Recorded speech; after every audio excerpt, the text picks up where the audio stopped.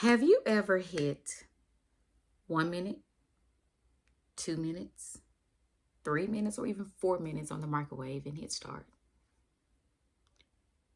Think about how fast your meal that you're trying to cook, you are expecting it to be done in that adequate time, right?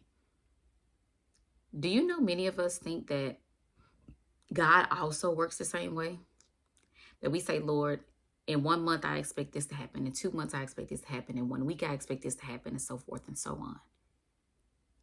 Though we have gotten into convenient times, such as microwaves, such as AI, such as computer, such as all things technology, do not confuse all things technology with God being on board with how fast things are.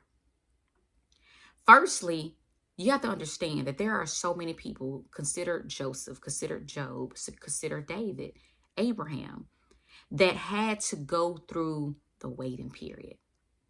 The waiting period in microwave is just a couple of minutes, but the waiting period in real life is absolutely longer.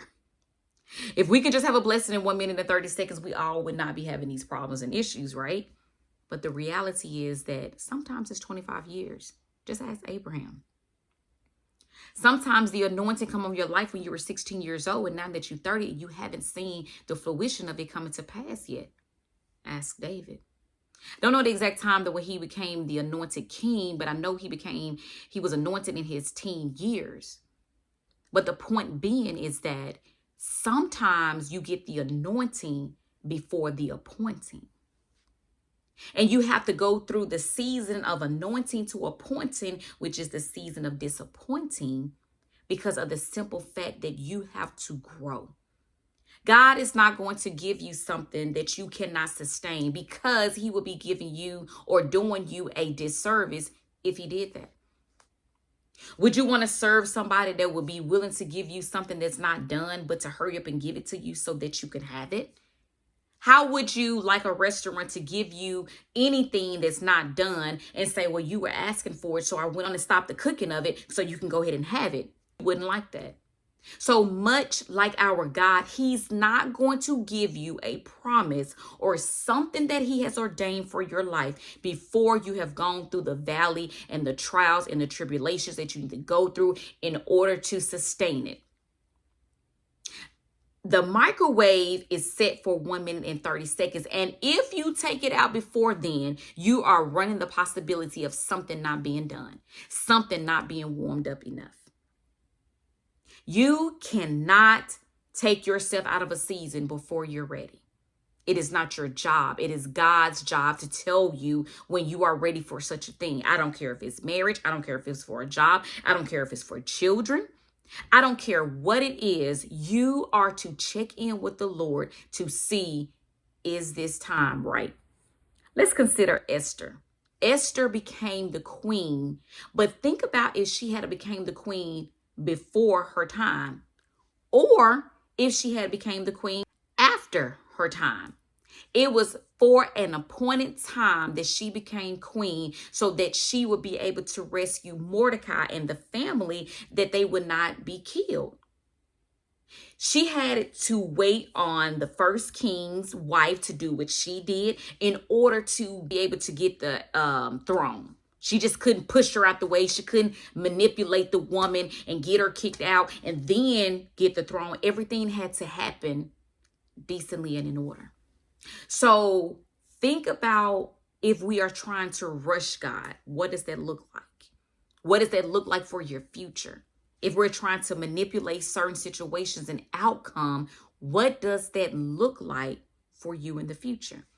Does that look like sustainability, or does it look more like the prodigal son? The prodigal son wasn't ready for his inheritance, but yet he couldn't wait on the appointed time. So he got it before time and he lost it ahead of time. Let that sink in.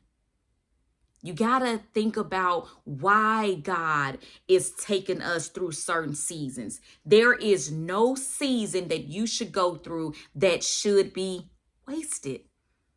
Everything There is a season in Ecclesiastes. There's a time to plant. There's a time to reap. There's a time to die. There's a time to live. There's a time to be born. There's a time to, all these things, there is a time. There's a time to reach your anointing. There's a time for your appointing for the anointing. And there also is a time for disappointment, aka the valley, aka the wilderness, aka the waiting season. The waiting season is equated to being in a disappointing season because nobody wants to go through it.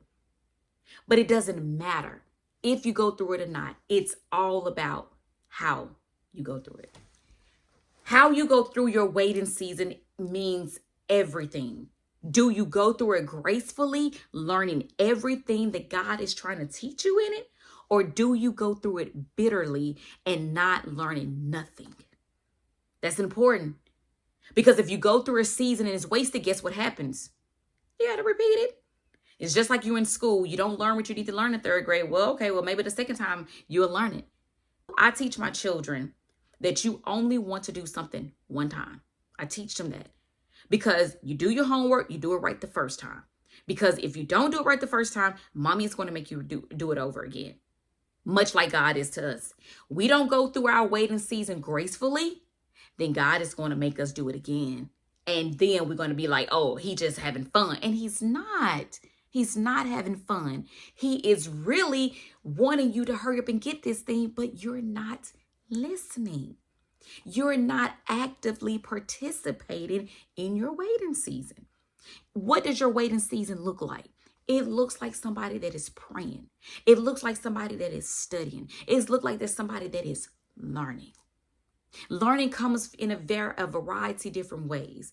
Learning by listening to several YouTubers, as far as sermons on there, going to your home church, getting the Bible for yourself, studying and doing a whole lot of word studies. Word studies are so important to be able to understand the original context and in what God meant to say to us.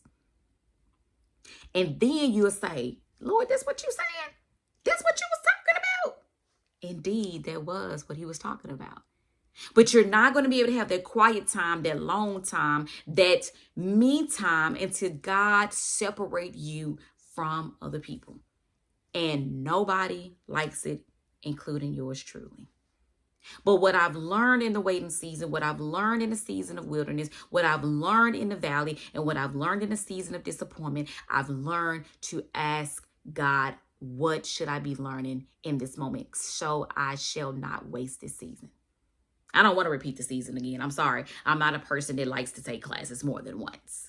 So I'm asking you right now, what are you learning in your season? If you're not learning, then you're not gaining what you need to. Do not blame others. Don't look at other people. Don't say, God, are you telling them? Ask God, what is he telling you?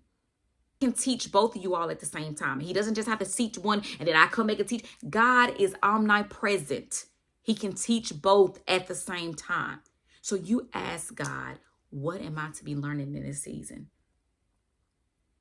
He may not say nothing off top. He may not say nothing as soon as you pray, but you be diligent and you constantly keep looking for what God may be showing you. You wake up in the morning with an expectation that God is going to show you something because he will.